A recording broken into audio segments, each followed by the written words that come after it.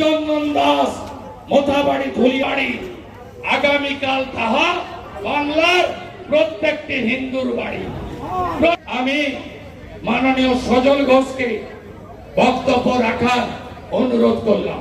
সেদিন ইনারা হাইকোর্টে যাবেন এই মুকেশ কুমার গরু পাচারের নায়ক, আপনি আর আপনার অনিশ সরকার শুনে রাখুন, এই মামলা আমরা দোস্ত পাচ্ছি সূর্যনীল অ্যাডভোকেট। এই লড়াইকে আমি আরেকবার হ্যাটসঅপ জানিয়ে এইভাবে প্রতিরোধ করুন, এইভাবে প্রতিরোধ করুন। হিন্দু লড়তে জানে।